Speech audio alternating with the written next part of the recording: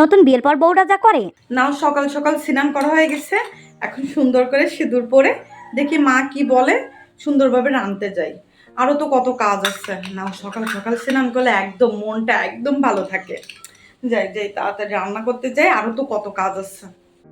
তাড়াতাড়ি উঠোনটা ঝাড় দিই, উঠোন ঝাড় দিয়ে মা বলেছে 1 কলস জল আনতে হবে, তাড়াতাড়ি ঝাড় দিন।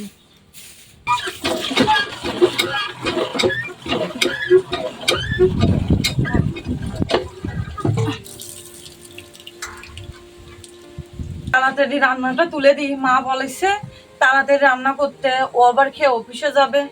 রান্না করে তো আরো অনেক কাজ, তাড়াতাড়ি করি। কাজ বাজ, নতুন শ্বশুর বাড়ি, কাজ বাজ না করলে তো হবে না। বাড়ি থেকে বারবার মা করে বলে দিল যে নতুন সংসারে যে একটু কাজ বাজ করিস না, হয়ে যাবে। আমি যাই। ও শিট, থালা ওই তো ধুতে ভুলে গেছি। এত কিছু মনে রেখে পারি না।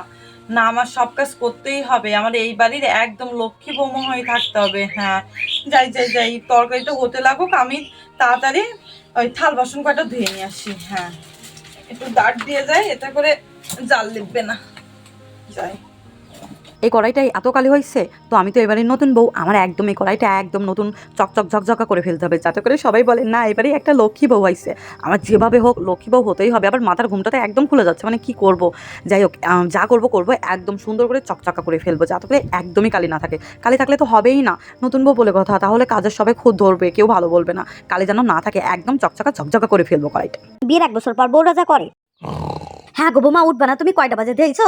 এখনো পর্যন্ত ঘুমাই রয়েছো, বেলা কয়টা হয়েছে? রান্না বান্না কিটা করবে, কাজকর্ম কিটা করবে? আগে ওঠো, কাজকর্ম করো। উঠতেছি, আপনি যান।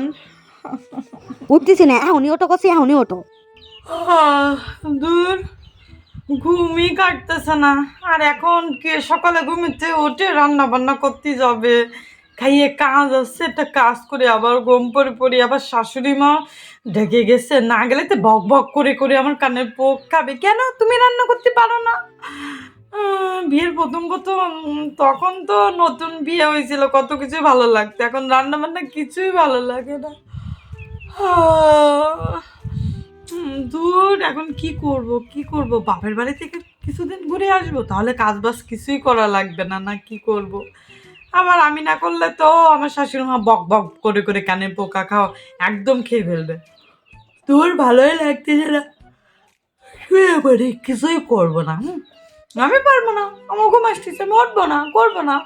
এখন বাজে 8টা, 10টা 12, ওই 10টা 11টার সময় ঘুম থেকে উঠে তখন একটু রান্না বান্না করবানি, সারাদিনই তো হয়ে যাবে। আর শাশুড়ি মা যাইসা করুক তো, ঘুম আসতেছে, এখন আমার পক্ষে কোনো কাজ করা সম্ভব না।